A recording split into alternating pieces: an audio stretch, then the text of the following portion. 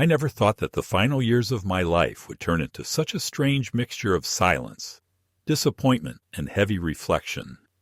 And if anyone had asked me 20 years ago how I imagined my old age, I would have described something entirely different, something softer, warmer, a picture where the house was full of laughter, the smell of food, visits from children and grandchildren, and occasional chaos that felt alive rather than destructive. And yet now I find myself waking up in a house that feels as though it has been hollowed out from the inside, as though the walls themselves hold their breath, waiting for me to break the silence with a cough or the shuffle of my slippers. And sometimes I think the only living things that acknowledge my presence are the birds outside the window that still tap against the glass, as if reminding me that the world goes on whether I like it or not. My name is Leonard, though everyone used to call me Len, and I am 76 years old, a man who once believed that life had a way of rewarding those who worked hard, stayed honest, and kept faith with their family. But lately, I have begun to doubt whether such beliefs were anything more than illusions we cling to, so that disappointment does not eat us alive too early. I live in the same old 2-story house where my late wife Margaret and I raised our daughter, where we marked birthdays with cakes that were always too sweet and arguments that never lasted more than a day, where the creak of the staircase used to be a familiar sound of life and motion, a signal that someone was home, and where now that same creak sounds more like a reminder of emptiness. Margaret has been gone for almost 10 years, taken from me by a sudden heart attack on a cold November morning, and in the years since, I have come to realize how much of my own vitality was tied to her laughter, her way of filling a room with the certainty that no matter what happened, we would handle it together. When she left, something fundamental left with her, though for a long time I did not admit it even to myself. I kept moving through the motions, kept up with the rituals of coffee in the morning and the evening news, kept the house tidy, paid the bills, trimmed the hedges, but all of it was a kind of stubborn resistance against admitting how empty life had become without her. My daughter Claire visits from time to time, though more out of a sense of obligation than genuine affection, and I can feel that difference even when she tries to disguise it with hurried smiles and polite questions. She has her own life, her own children, and of course her husband Michael, a man who has always carried a sharp edge beneath his politeness, the kind of son-in-law who knows how to shake your hand too firmly, who knows how to make you feel smaller in a conversation by reminding you of how outdated your ideas are, how the world has moved on, how men like me are relics better left to sit quietly in the corner while younger voices decide what matters. I never truly got along with Michael, though I tried, Lord knows I tried for Claire's sake, for the sake of not becoming the kind of bitter father who poisons his daughter's marriage with constant disapproval. Still, beneath the surface of every holiday dinner, every shared outing, every so-called family moment, there was that friction, that subtle dismissal in his tone, when he called me old man, even as a joke, that way of making me feel as though I were already half out of the world and should act accordingly. Life in old age is not just about the body betraying you with stiff knees and shortness of breath. It is about a slow erasure, a diminishing of presence, as if the world around you gently but firmly pushes you toward the margins. And sometimes it is.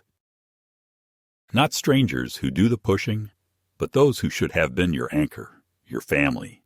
I spend most of my days alone, making simple meals, reading books that I have already read twice before, walking slowly down to the park when the weather is forgiving, and coming back to the quiet that grows heavier at night. I tell myself that I am fortunate, that I still have a roof over my head, that I still have a mind that works, that there are many who suffer worse. But beneath those reminders there is an ache, a gnawing sense that I have been left behind, not just by the world at large, but by the very people for whom I sacrificed, for whom I worked long hours, for whom I gave the best years of my life. There was a time, not so long ago in the scale of a lifetime, when I was respected in my work as a teacher, when young men and women sat in my classroom and looked to me for guidance, when parents thanked me for shaping their children's futures, when my name still carried weight. But now when people hear my name, it is just another old man, another retiree whose life has shrunk to doctor's appointments and pension checks. Sometimes I sit by the window in the evening and watch the neighborhood change. New families move in, children ride bicycles on the same street where Claire once learned to ride hers, and I see their parents cheering them on, holding the handlebars, running alongside, and I remember doing the same, my heart pounding with pride, my wife clapping from the porch. The memory comes back with such clarity that for a moment it feels like yesterday, until I blink and realize how many years have slipped past, and I am alone again with the sound of the clock ticking. Old age is not only about the past pressing itself upon you, it is also about how the present world treats you, and that is where the sharpest pain lies. For all my effort to maintain dignity, to remain useful, to contribute, I have begun to notice how people speak over me, how they assume I cannot understand, how they dismiss my words as ramblings, and sometimes the cruelest of those voices belong to my own daughter and her husband. I know Claire loves me in some complicated way, perhaps more as a duty than as an affection, but Michael, my son-in-law, has no such restraint. He makes it clear, sometimes through silence, sometimes through remarks that cut deeper than he knows, that in his eyes I am an old burden clinging to relevance. He thinks I do not hear the way he speaks about me when he thinks I am not listening, the way he tells Claire that I should move into assisted living, that it would be better for everyone, the way he sighs when I ask a question at the dinner table, as if the effort of answering me is too heavy a price to pay for sharing a meal. I try not to let it break me. I try to hold on to whatever fragments of dignity I still possess. But the truth is that these moments pile up inside me. They linger in my chest long after the house grows quiet again. And sometimes at night I hear Margaret's voice in my memory, telling me not to take it too hard, telling me to stand tall, telling me that a man's worth is not measured by the way others see him, but by the truth he carries within. I cling to that. I cling to her memory, because without it, the bitterness would consume me.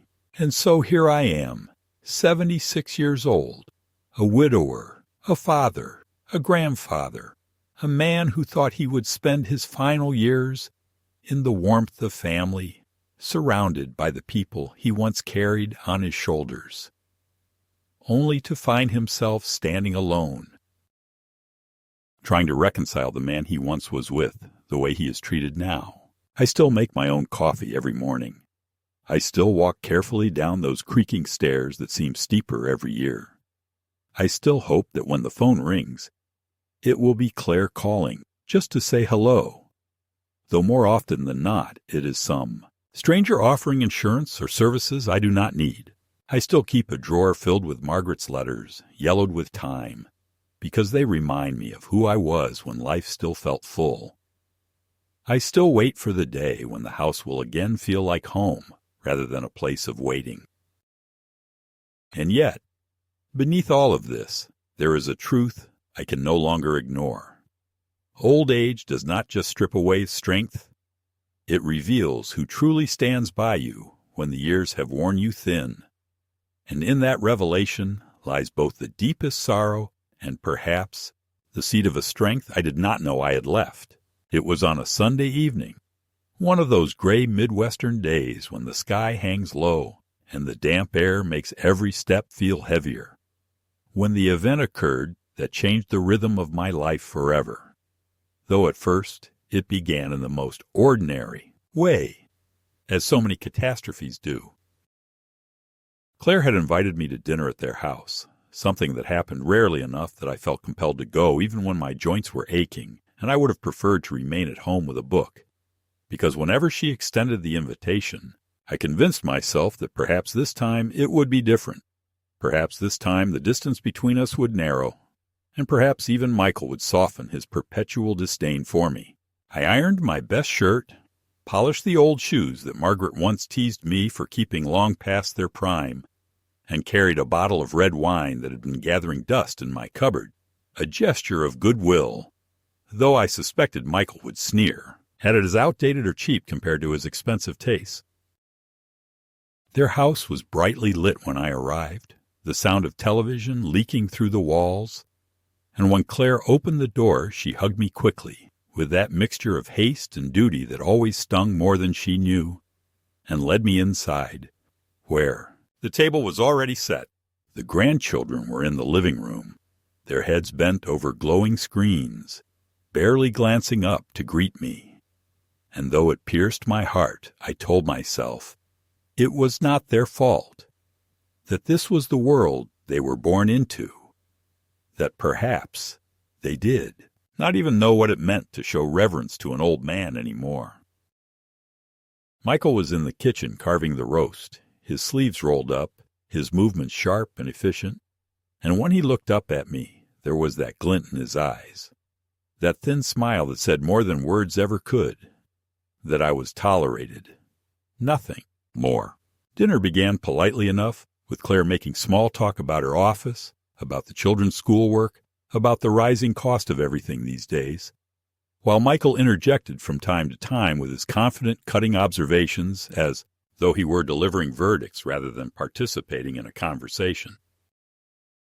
I tried to contribute here and there, mentioning an article I had read, recalling how things had been different decades ago, not to preach, but simply to share. But each time Michael would tilt his head, smile that cold smile, and correct me, or tell me that I did not understand how things worked now, that the world had changed, and there was a tone of finality in his voice that left no room for discussion. I could feel the heat rising in my chest, not anger exactly, but the ache of being reduced to a caricature of senility in the very home where I should have been respected as the patriarch. It was after dessert, when the plates had been cleared and the grandchildren retreated upstairs, that the conversation shifted, as it always seemed to, toward what Michael called practical matters. He began to speak about my house, about how difficult it must be for me to manage on my own, about how many accidents occur to people my age when they insist on living alone, about how assisted living facilities nowadays were comfortable and safe, and how Claire and he could help me arrange something. Claire sat silently beside him, her eyes lowered, as if she had rehearsed this scene many times in her head and could not quite bring herself to speak it aloud.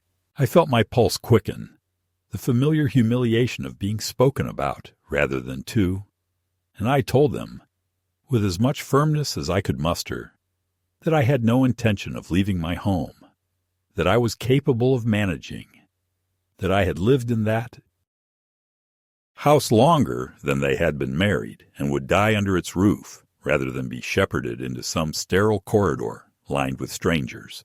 Michael's smile thinned into a smirk, and he leaned back in his chair, swirling the last of his wine, and said something that froze the air between us. "The problem, Len, is that it's not just about what you want anymore. At some point, your decisions affect all of us, and if you can't recognize when it's time to step aside, someone has to recognize it for you." I stared at him, unable to believe that he had spoken so plainly, and for a moment Claire glanced at me, with something like pity, but she did not correct him. She did not defend me. She merely folded her hands and let the silence stretch until I broke it by standing up. My knees protested, the old ache gnawed at my bones, but I would not remain seated like a child being scolded.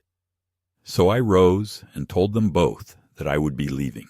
It was then, as I made my way toward the stairs that led down to the front door, that the moment of betrayal came. Michael followed me, his voice sharp now, less measured, telling me not to walk away from the conversation, telling me that I always made everything harder than it needed to be. And as I reached the top of the staircase, turning to tell him I had heard enough, I saw the flash of irritation twist across his face. He stepped closer, too close, and with a sudden shove of his hand against my shoulder, I was no longer standing, but falling, the world tilting beneath me, the steps rushing up in a blur of carpet and wood and pain. I remember the sound more than anything, the sickening crack as my body struck each step, the helpless flailing of my arms as I tried to stop myself, the realization in those endless seconds that this was not an accident, that my own son-in-law had pushed me, and that my daughter would have to decide whether to acknowledge it or bury it beneath lies. When I finally hit the bottom, breathless and stunned, the pain radiating through my ribs and hip, I could hear Claire scream my name from above, could hear Michael muttering that I had slipped, that I had lost my balance, that it was not his fault. My vision swam with tears of pain. My breath caught in my throat. And yet even through the haze, I knew that the fall was no accident, that the shove had been deliberate, that this was the raw truth of how far I had fallen in their eyes. From father to burden, from man to obstacle, Claire rushed down to me, kneeling by my side, her hands trembling as she tried to help. And I looked at her through the blur and saw the conflict in her eyes. The war between blood and loyalty to the man she had chosen. Michael stood at the top of the stairs, his hands on his hips, his expression unreadable. And in that silence, I understood more than I ever wished to, that I was no longer safe among my own family. The ambulance came, the paramedics lifting me onto the stretcher, their voices calm and professional as they asked questions.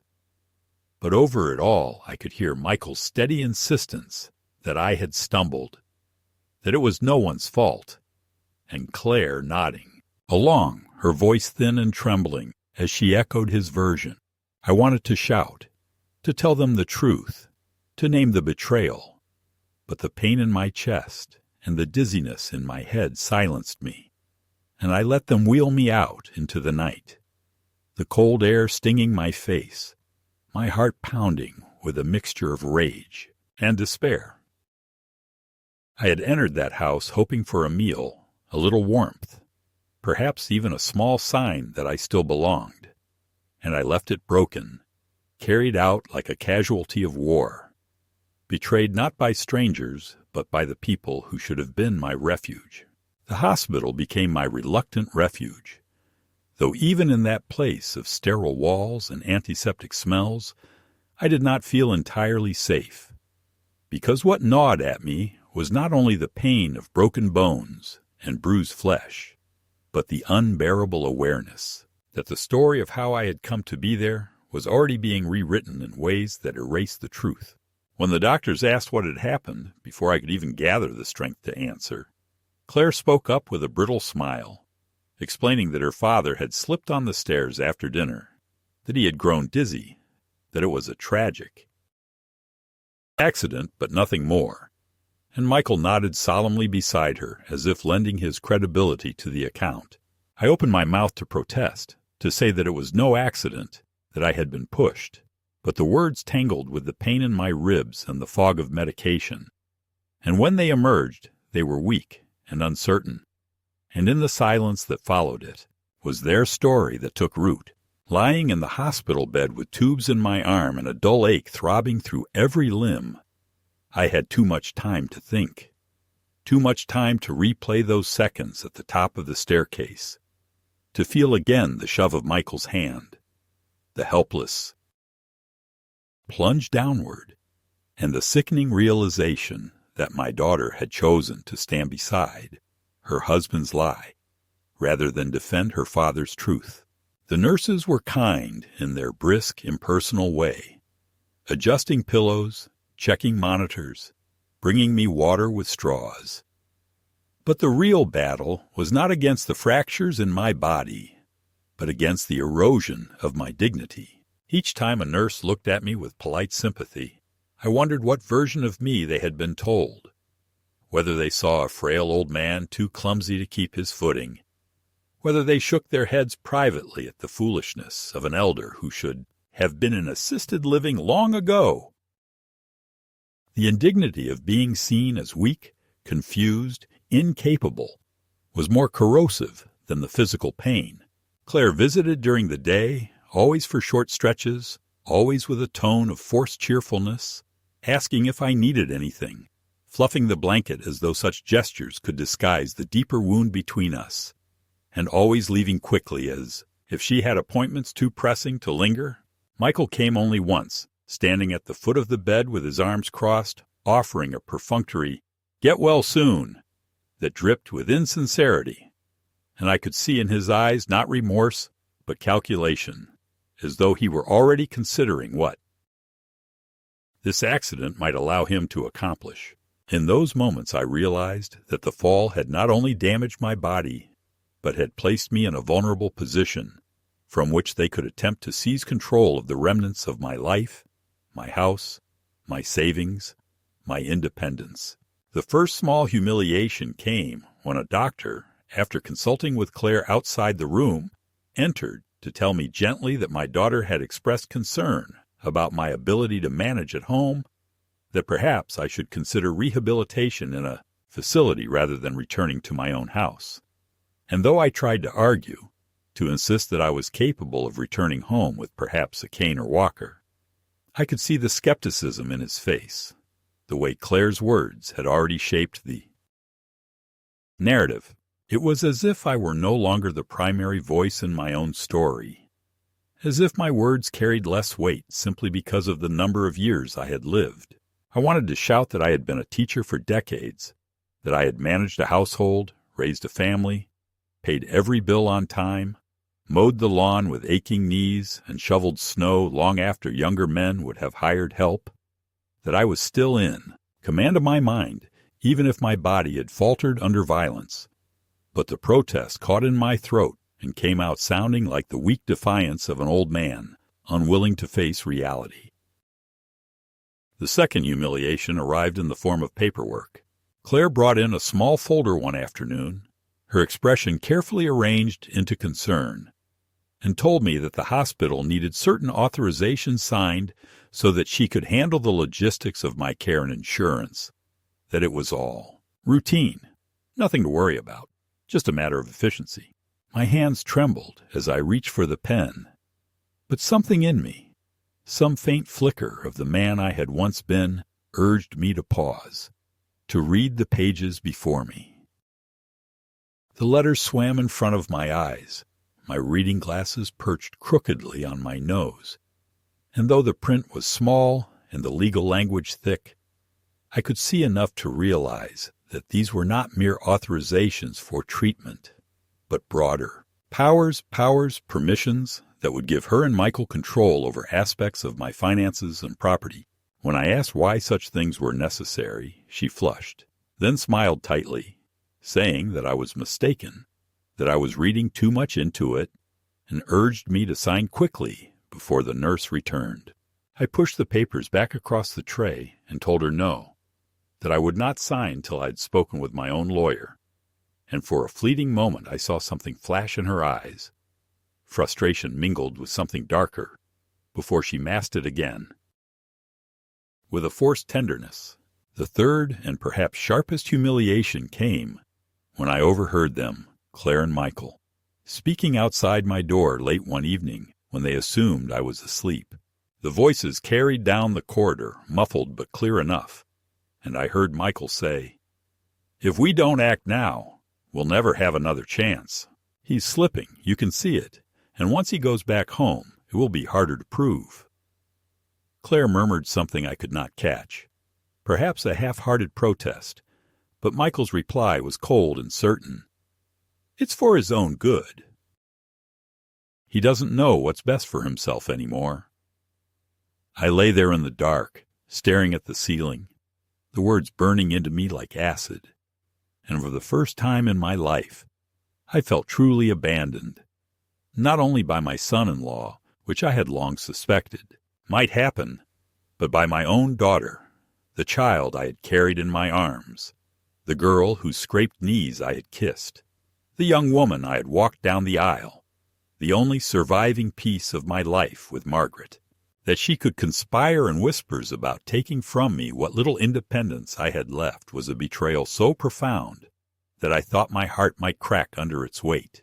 The days stretched into weeks, and though my body began to heal, though the bruises faded from purple to yellow and the fractures knitted slowly, my spirit remained raw.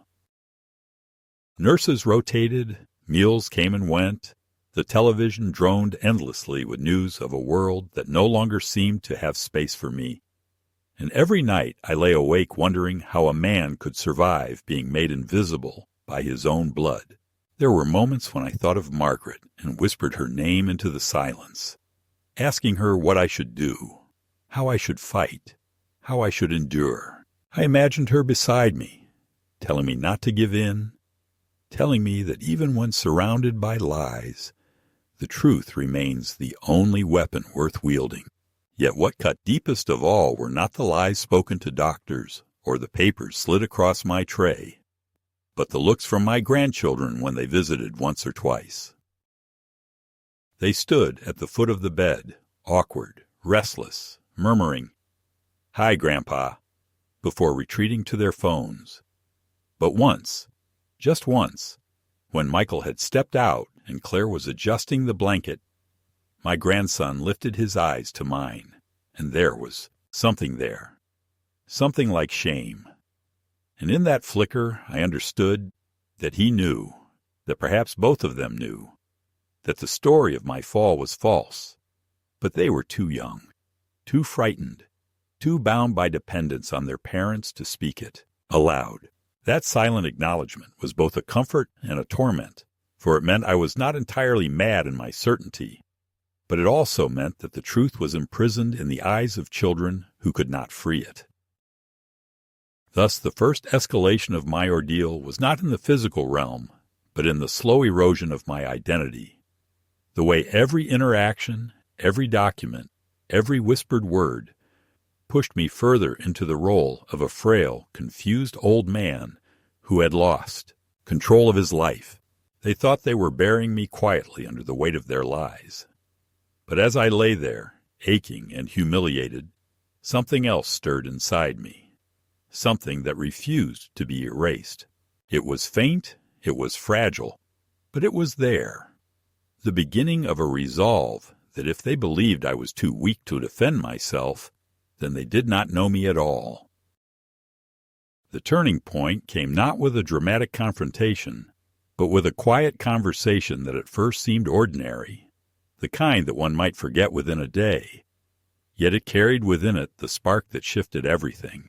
It was the third week of my hospital stay, my ribs still tender, my hip aching whenever I tried to move too quickly, but my mind sharper than it had been in months, because the bitterness of betrayal had burned away the fog of resignation. I was sitting in the wheelchair near the window, looking out at the parking lot where cars came and went in a rhythm that felt indifferent to the turmoil of any single life, when the attending physician entered with a clipboard in his hand. He was a younger man, polite in the automatic way of professionals, but he hesitated as though uncertain whether to speak what was on his mind. At last, in a voice that was careful and cautious, he said that my daughter had approached him about arranging a psychological evaluation to determine whether I was still capable of independent living, and if the results suggested otherwise, she intended to apply for temporary guardianship over my affairs. The words struck me like another fall down another set of stairs, though this time the wound was not to my bones, but to my very existence. Guardianship, the word alone was a verdict, a declaration that I was no longer myself, that I was a shadow requiring management, that my voice would be stripped from me in the decisions that shaped my remaining years. I asked the doctor what he thought, whether he himself had seen any signs of confusion, of incapacity, and he looked me directly in the eyes and said no, that in his professional judgment I was lucid and competent, but that family petitions sometimes carried weight and that courts often erred on the side of caution when elder patients were involved. He spoke kindly, but the underlying message was cruelly clear. If Claire and Michael pressed hard enough, if they manufactured the appearance of frailty, they might succeed in reducing me to a ward of their control. That night I could not sleep, not only because of the pain in my body, but because of the storm in my mind. I kept hearing Margaret's voice from years ago, in those final months before her heart betrayed her, when she had written me small notes and tucked them into books or drawers for me to find later, as if she somehow knew she would not be with me long. One note had said simply, "If the day comes when you feel your own child does not stand beside you, remember that truth itself is your ally. Hold on to it, even if no one else will." I remembered that note now, the paper yellowed, but still tucked into my desk at home, and the words gave me a steadiness I had not felt since the night of the fall. If they were preparing to strip me of everything under the guise of protection, then I would have to fight, not with fists or with shouting, but with patience, clarity, and the weight of truth. The true midpoint came 2 days later, when a social worker visited my room. She introduced herself as part of the hospital's elder care liaison program, said she had been requested by my daughter to review my circumstances, and began asking questions that seemed simple on the surface, but carried barbed hooks beneath. Did I remember the date? Could I state the name of the president? Did I know my medications and schedule? I answered carefully, clearly, determined not to let fatigue blur my words. She nodded, made notes, asked more. How did I manage my bills, my shopping, my meals? Did I ever forget to turn off the stove, ever get lost while walking, ever confuse names? With each question, I felt as though I were being prodded toward a cliff's edge, one slip of the tongue away from being branded incompetent.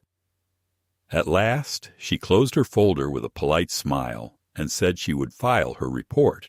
I asked her directly whether she believed I needed guardianship, and for a moment her professional mask slipped, and she said quietly, almost conspiratorially, "Between you and me, sir, no, you're fine, but families can be persuasive when they insist." It was then that the full weight of the betrayal crystallized. Michael's shove had not been an act of rage alone, but part of a larger plan, one in which the fall could be framed as evidence of my weakness, one in which my protests would be dismissed as the ramblings of a confused old man, and one in which my daughter would step forward as the responsible guardian who only wanted to protect her father. I felt the fury rise again, but alongside it came something else, a clarity of purpose, the recognition that I could no longer drift passively, waiting for kindness from people who had none left to give. If they wanted a battle over my dignity, then they would have one. But it would not be fought with anger. It would be fought with documentation, with witnesses, with careful steps that could not be twisted. That evening, after the visitors had gone and the corridors had grown quiet, I asked the night nurse if she could bring me the hospital phone. With trembling fingers, I dialed the number of the lawyer who had once helped me settle Margaret's affairs after her passing, a man named Harrison, whom I had not spoken to in years.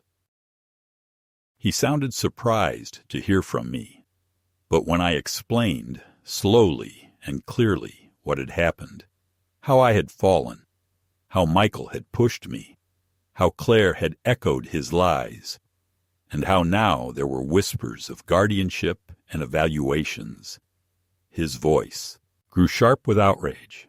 He told me not to sign anything, not to agree to any assessment without independent counsel, and that he would visit me the next morning. When I hung up the phone, my hands still shaking, I felt for the first time in weeks a faint surge of strength, as though I had reached across the abyss and found a rope strong enough to hold me. The midpoint of this long descent was therefore not despair, but awakening.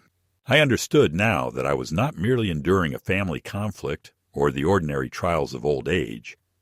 I was caught in a battle for my very autonomy, a battle against those who should have been my protectors, but had chosen to be my usurpers. As I lay back in the hospital bed, exhausted but strangely calm, I told myself that if I could survive the fall down the stairs, then I could survive this as well, and that perhaps, just perhaps, I would not only endure, but rise from it with a vindication they could never erase. Harrison arrived the next morning with the brisk, contained energy of a man who has spent his life rescuing clients from the edge of legal sinkholes. And as he stood by my hospital bed, flipping through a yellow legal pad already crowded with tightly written notes, I felt the first solid sensation of ground beneath me since the night of the fall, because he did not look at me the way others had begun to, as if age itself were a disqualifying condition, but with the steady regard one offers a person whose account is presumed truthful until proven otherwise. And in that recognition, my spine straightened, and my voice grew calm as I told him, in precise detail, what had happened on the staircase and what had unfolded in the days since. He listened without interruption, only occasionally asking me to clarify a time or a phrase.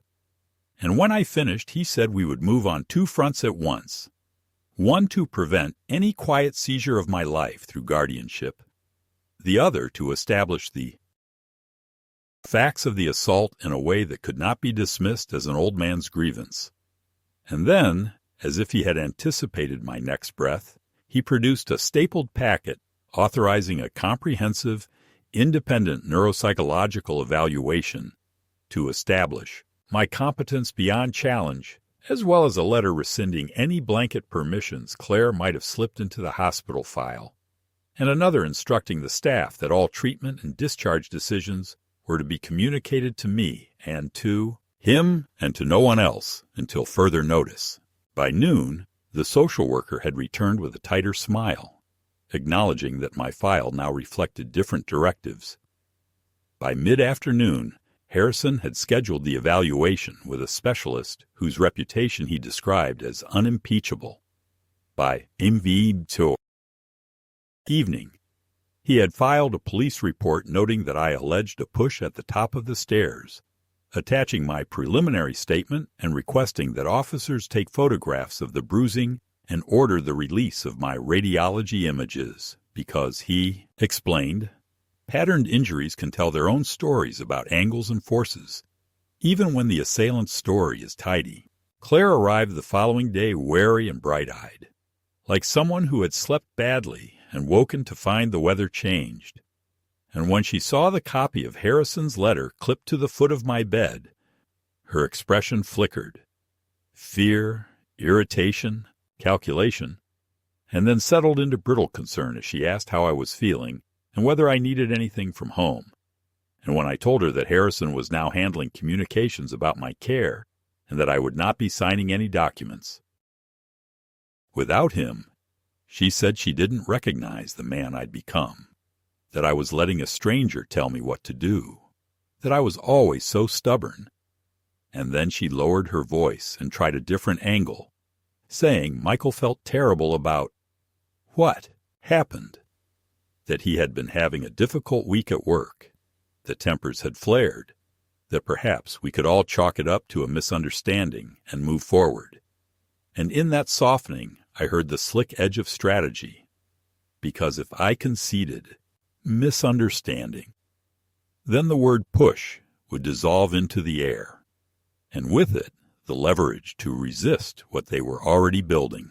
I told her I would move forward by returning to my own home with a care plan I approved and with my autonomy intact, and that any move toward guardianship would be met not with appeasement, but with proof.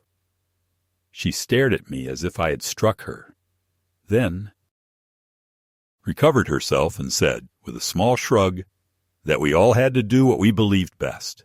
The second escalation began in earnest that afternoon, when Harrison learned through a clerk he knew at the county courthouse that an emergency petition for temporary guardianship had already been filed in my daughter's name the previous evening, and that the packet included a stack of incident reports describing episodes of confusion, misplaced medications, near kitchen fires, and repeated falls over the last 6 months, episodes that had never occurred, episodes written in a tone so pious and sorrowful I could hear Michael's cadence hiding behind Claire's signature.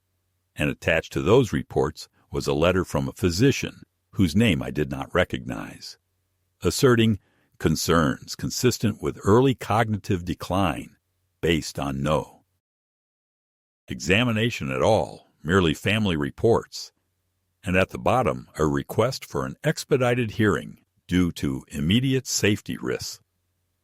Harrison's jaw tightened as he read.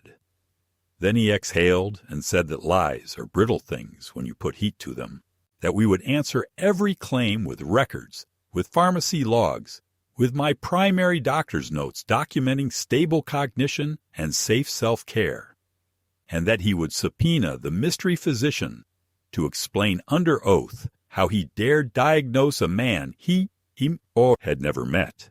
He filed a counter-motion that same hour, attaching my evaluation appointment, my own doctor's statement, and affidavits from 2 neighbors. Harrison's paralegal had already reached by phone, one of whom, Mrs. Ellison from across the street, swore she had seen Michael's arm shoot out toward me at the top of the stairs, through the bright rectangle of their front window, after which my body had gone forward as if yanked. The other, a mail carrier who knew, our block by heart, recalled hearing raised voices and a thud that made the door rattle as he passed at precisely the time we marked on the ambulance log. To contain the damage, while the court weighed the competing narratives, Harrison moved my assets into a simple revocable trust naming me as trustee and a retired pastor from our old church as successor trustee. A decent, stubborn man who had taught Sunday school with Margaret for 20 years and who agreed to step in if I were incapacitated. Not to serve Claire's convenience, but to serve my written instructions. We changed my accounts to require dual authorization for withdrawals above a modest threshold. We placed transfer on death designations naming my grandchildren, not Claire, for the accounts that permitted it. And we secured a safe deposit box for the documents that mattered most. Margaret's letters, our marriage certificate, tax returns, the deed to my house, the little things that are big when thieves come smiling with familial titles. I did not do this out of spite so much as survival. Because when the people who should guard your life turn into auditors of your worth, the only way to stop them is to build a fence that does not ask them for permission. Michael responded, as I knew he would, not by retreating but by pressing harder. 2 days before the hearing, he appeared at the rehabilitation facility to which I had been briefly transferred for physical therapy. His tie loosened, his eyes bright with a caffeinated ferocity that made the hairs on my arms stand up. And he asked to have a word without witnesses, and when I refused, he leaned over my wheelchair as if to whisper, his hand gripping the armrest with just enough pressure to make the plastic creak, and told me that men like me always ended the same way, tucked, behind a door in a hallway that smelled like bleach, wondering how it had all happened, and that he was trying to spare me that indignity if only I would stop making everything so dramatic. A nurse stepped in then, small and unafraid, reminding him that intimidation would be reported, and Michael straightened, smiled at her in that managerial way that promises consequences, and left a business card on my lap for a senior living. Consultant, he claimed, was a miracle worker. When he had gone, the nurse photographed the red grooves his fingers had left in the soft vinyl and filed an incident report under her own name. And Harrison collected that too, because sometimes malice cannot keep its hands to itself. It was not all grimness and legal filings. In the small hours of one morning, when the ward was quiet and the machine beeps had settled into a sedated rhythm, my granddaughter slipped into the room like a shadow, her hair pulled back, her face pale and intent, and she pressed a folded note into my palm with the clumsy secrecy of someone who has rehearsed courage alone in the mirror. She whispered that she loved me, that she was sorry, that she and her brother had heard enough to know the truth, and then she tapped her phone and showed me a voice memo. The low murmur of a late-night conversation in the kitchen at their house. Michael saying he couldn't believe the old man still had that much fight, that a good scare would have moved this along months ago. And Claire, my daughter, my little girl, answering in a voice frayed with fear that he needed to stop talking like that she didn't want to hear it, even if it was true, because if anyone ever found out, it would ruin everything. I did not take the phone or ask her to send it, because I would not place that weight on her shoulders. But I nodded and told her that what she had already given me, a look in the eyes that said I was not alone, was more than enough. And she cried without sound and fled before the door opened again. I told Harrison the existence of the recording without giving details that would put her in direct crosshairs, and he said that even the suggestion of it might be enough to make Michael's lawyer blanch, because any attorney knows a jury can hear a guilty whisper long after a judge moves to strike it from the record. The blows did not stop. Claire visited my house while I was away, and under the pretense of tidying for your return, packed up boxes of Margaret's things, including the blue shawl she had knitted the winter before she died, and the recipe cards, browned with years of use. And when I learned of it from a neighbor who saw her loading the car, I felt a fury so clean I surprised myself, and I called Harrison to document the removal. And then I called Claire to tell her to bring every box back, untouched, because the past was not hers to erase for the convenience of a new narrative in which I was already absent. She tried to spin it as kindness, as an act of preparation, as relief for my supposed anxiety. And I told her calmly that if she brought the boxes back, there would be no police report.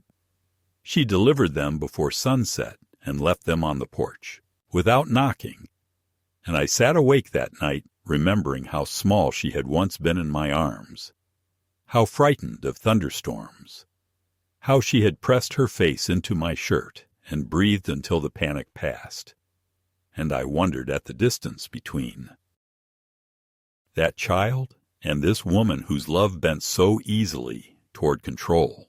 On the morning of the hearing, the sky was washed pale and cold, and Harrison wheeled me into the courtroom where the fluorescent lights flattened everyone's faces into versions of themselves they could not edit. And I saw Michael in a charcoal suit, standing too straight, his mouth set as if he were about to deliver a proposal to a boardroom, and Claire beside him with a softness painted on that fooled no one who had ever seen her as a determined child. Their attorney rose to speak in the tone of civic concern, describing a father slipping into frailty, a home filled with hazards, a loving family desperate to protect him from himself. And then his script faltered when Harrison began to lay down the counterweights. My primary physician's letter attesting to stable cognition and safe, independent living. The scheduled neuropsychological exam by a doctor the court itself respected. The affidavits from Mrs. Ellison and the mail carrier. The nurse's incident report about Michael's grip and remarks. The pharmacy log showing my prescriptions filled and taken on schedule. The simple, stubborn arithmetic of a life still coherently lived. The judge did not rule that day. Courts rarely deliver the clean endings we crave. But he declined the emergency petition, ordered the independent evaluation, and warned both parties that any further attempts to shift property or decision-making without clear consent would be sanctioned. And as the gavel tapped, I saw a muscle jump in Michael's jaw, a tiny betrayal of the control he prized. When we returned to the facility, Harrison sat on the edge of the visitor's chair and told me we had bought time. The time was sometimes the only currency that mattered, because men who scheme hate long games. They become clumsy under delay. They show their hands, and while we waited for the evaluation, we would continue to fortify the small, practical defenses. A Ring camera installed by the parish handyman at my front door, not as a trap, but as a witness that does not get intimidated. A list of callers authorized to receive medical information with Claire and Michael conspicuously absent. A calendar of physical therapy visits that I memorized to show the evaluators I was not only lucid, but engaged.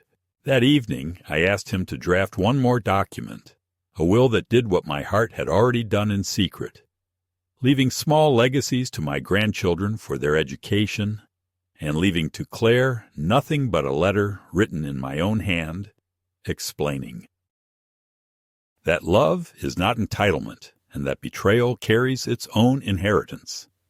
And though he warned me that such words might inflame rather than soothe, I told him there is a difference between cruelty and clarity, and that a man is permitted one last, clear sentence about what mattered most. Claire called that night from an unfamiliar number, perhaps thinking that if she bypassed the caller ID, I would answer with my old ease. And when I did, she exhaled as if we had both been spared, then began to cry in the practiced way of someone who has learned that tears can open doors, telling me that this had gotten out of hand, that she never meant for it to go so far, that she wished we could speak without lawyers, just father and daughter. And for a moment, a part of me reached out. Instinctively, the part that has always wanted to mend rather than tear. But then she said we could avoid further ugliness if I would simply agree to temporary oversight so she could sleep at night.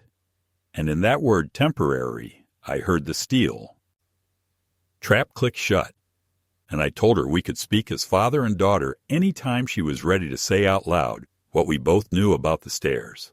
She went quiet, then cold, and said I was choosing strangers over family. And I answered that it was family who had made strangers necessary. After she hung up, I sat in the dim television glow and pressed my palm to my ribs, where the bruises had faded to yellow. And I understood that pain is a teacher that asks for tuition in advance. And I had paid, and I would finish the course. The second escalation, then, was not a single blow, but a tightening loop.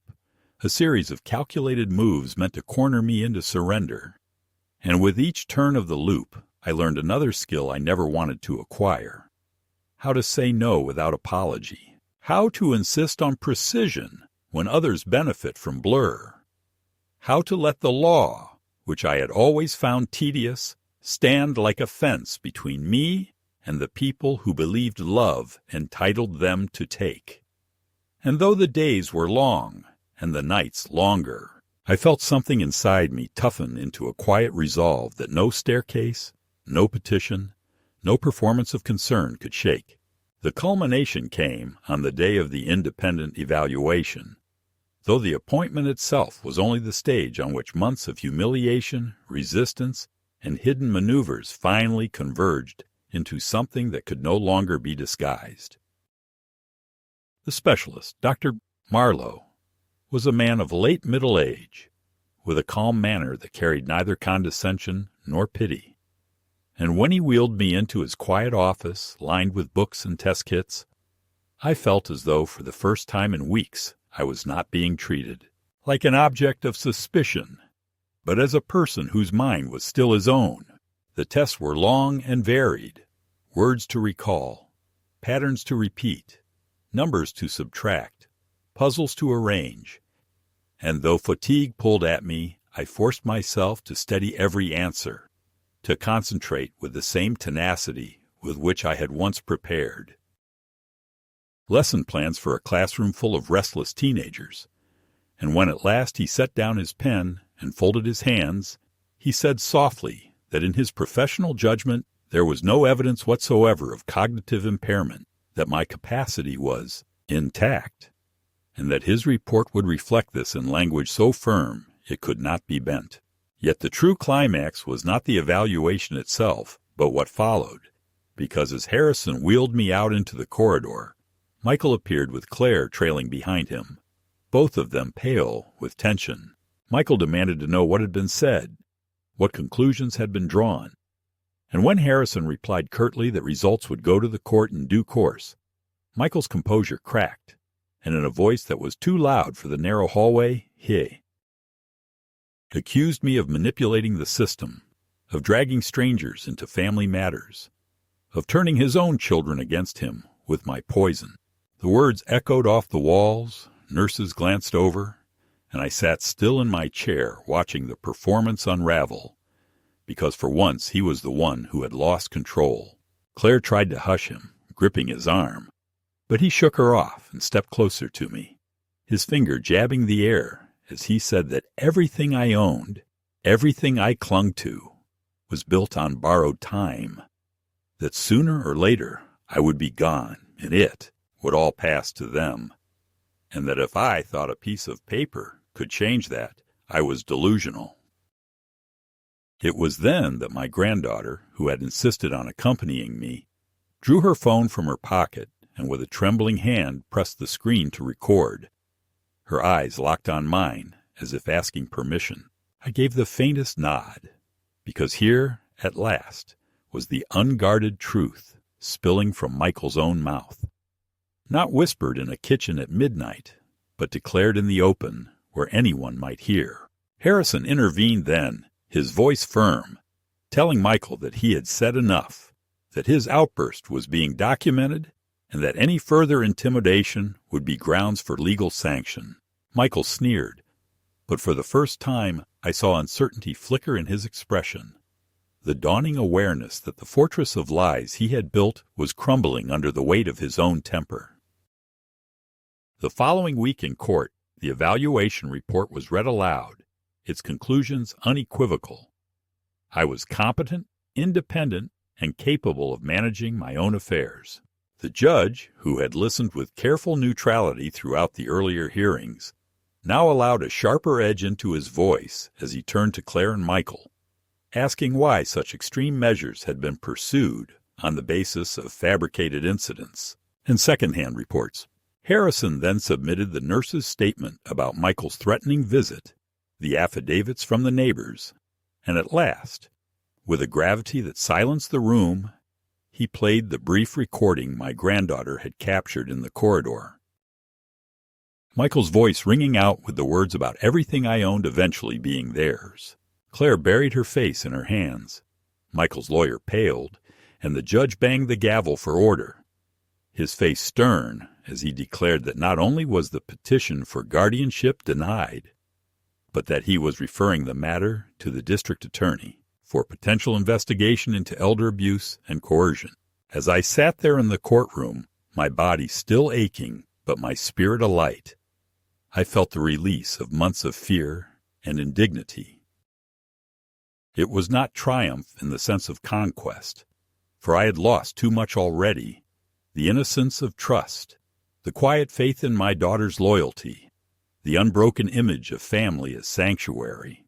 But it was triumph in survival, in refusing to be erased, in forcing the truth to stand where lies had tried to settle. Michael stared at me with a hatred so sharp it could have cut glass, and Claire would not meet my eyes. But in that moment their power over me dissolved, because the law had recognized what love had failed to protect. When the hearing adjourned, Harrison helped me out into the sunlight, the crisp air filling my lungs with a clarity I had not felt since before the fall. My granddaughter slipped her hand into mine, her grip warm and steady, and whispered that she was proud of me, that she had seen now what strength meant, not in shouting or in striking back, but in enduring, in holding to the truth until it broke through. I looked at her then and thought of Margaret, of the legacy she had left me not in possessions, but in resilience, and I knew that whatever years remained to me, they would not be lived as a man diminished, but as a man who had faced betrayal and still stood, scarred but unbroken. That was the climax, not the victory of one man over another, but the restoration of a voice nearly stolen, the affirmation that even in the twilight of life, when the world is eager to write you off, you can still rise and force the record to reflect the truth. And in that recognition, I felt the quiet dignity of having risen higher than the man who had once pushed me down, because he had revealed himself to be smaller than his schemes, while I, even in frailty, had proven larger than his malice. When the court doors closed behind us and the hallway noise thinned into the ordinary hum of a building going back to its business, I felt the strange lightness that follows a long storm. Not elation exactly, because there were no winners in what we pee. Had done. Only people who had finally stopped pretending. Yet there was a clarity I had not tasted since before Margaret died. A sense that the world had tilted back by a few essential degrees. And with that steadiness, I returned to my house and began the slow work of living as a man who had chosen order over fear. Harrison helped me secure a protective order that set a legal distance between Michael and me, not because I wanted to brand him like a criminal trophy, but because paper, when it bears a judge's signature, has a way of stiffening the spine of those who mistake kindness for weakness. And the district attorney's office opened its quiet file, asked its careful questions, collected its affidavits, and told me in a tone both sympathetic and professional that these things move at the speed of proof, which is to say slower than anger, but faster than denial. And while their machinery turned, I tended to the smaller machinery of my days, meeting the contractor to add a second handrail to the staircase, laying down non-slip treads with the stubborn precision of a man who refuses to be felled by the same place twice, and marking with a pencil the height of each rise, as if to say to the house, and to myself, that the steepness I once feared now belonged to me. I hired a physical therapist who did not treat me as a relic, but as a project with muscles to be coaxed and lungs to be persuaded. And we measured progress not in dramatic leaps, but in the honest arithmetic of effort. 10 steps without the cane, 20 with the groceries in one hand, a full flight while reciting the names of my grandchildren, so that breath and memory worked together like old friends relearning a dance. And sometimes when I reached the landing at the top, I would stand there, with my palm on the new rail, and let the hot sting in my knees remind me that victory often looks like ordinary movement restored. Claire wrote once, a long email that read like a confession drafted by committee, apologies threaded through excuses, and at the end a request to meet somewhere neutral so we could find a path that honors everyone. And I answered with a single paragraph so that there would be no mistaking my meaning, telling her that I had found a path already, one that honored truth, that I was open to speaking when she was ready to call the shove what it was, and to stop using the language of care to smother the language of control. And until then, our communication would be through counsel.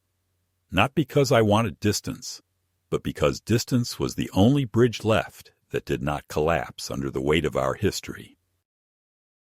The grandchildren came on Saturdays, never together at first, then cautiously in a pair, and we formed our own plain ritual that had no place for speeches or tears, just sandwiches at the kitchen table where Margaret used to hum while chopping onions, a slow walk around the block with them telling me about exams and broken guitar strings and a dog they hoped to adopt. And every so often their stories would stop mid-sentence, and one of them would search my face as if checking that I was still, in the ways that mattered, their grandfather and not a courtroom exhibit. And I would tell them that love survives the machinery built to grind it down if you oil it with attention. And they would smile without quite understanding, and we would keep walking. I finished the trust documents and the will, not with malice, but with a clean hand, setting aside small scholarships that would spring open when the two of them needed tuition or a flight to an internship interview, leaving the house to be sold with. Proceeds divided between causes Margaret and I had given to in our thin years and our respectable years alike. Library literacy programs, the church pantry, a fund for teachers who buy supplies from their own pockets. Because I wanted what had nearly been stolen to become something multiplied rather than something hoarded. And when I signed the last page, I felt the odd, bracing calm of a man who has finally arranged his affairs according to the shape of his heart, rather than the noise of other people's plans. Word reached me, as word always does in towns that are too large to be intimate and too small to be anonymous, that Michael had taken a leave from his firm after an internal matter, that the board did not like the smell of court transcripts even when no conviction had ripened, and that his temper, which he had once handled like a private tool, had started to betray him in meetings where he no longer trusted to be opposed. And I did not smile or gloat, because I am too old to pretend that another man's fall heals your own bruises. Yet I did feel the sober satisfaction of a scale adjusting itself when no human hand is visible on the beam. On a quiet evening in early autumn, I carried a wooden box up the stairs, slowly, evenly, without stopping. And in that box were Margaret's recipe cards and the blue shawl, which still held a faint trace of her lavender drawer sachets. And at the top, landing, I paused where my body had once been most afraid, laid the box on the step, and let the past sit beside me, like a companion who tells the truth without cruelty. The dusk came through the window in that old, forgiving gold, and I said aloud, because sometimes a man must hear his own voice to believe it, that I forgave the part of Claire that was a frightened child in a grown woman's armor, that I forgave the younger version of myself who mistook patience for a cure, and that I even forgave Michael from a distance, not to absolve him, but to release the hook he had left in my flesh. Because forgiveness, when it is properly understood, is not a gift to the offender, but a key that unlocks the cell you built with your own rage. In the months that followed, I found small, durable ways to live forward. I joined the Tuesday morning group at the library, where retired teachers read with children whose parents were working double shifts. I mended the gate latch that had clicked. Crookedly, since the summer Claire learned to ride her bike, I planted a pair of rose bushes Margaret had always said the yard needed and watched them take, stubborn and bright, even as the temperature dropped. And when I looked at them from the kitchen window while the kettle sang, I understood without drama that rising higher than the man who pushed me was not a matter of courts or headlines or even apologies. It was the daily choice to claim my own breath, my own steps, my own peace, and to leave behind the staircase of other people's hunger. On the first snow of winter, the grandchildren helped me lay salt on the front steps and teased me about walking too fast, and I told them I had never felt steadier, which was true in the only way that matters, because the stairs that once tried to carry me down now carried me up, and at the top I turned and looked at what I had climbed, not with bravado, but with the quiet pride of a man who knows that sometimes the highest place is simply the landing where you decide to keep living.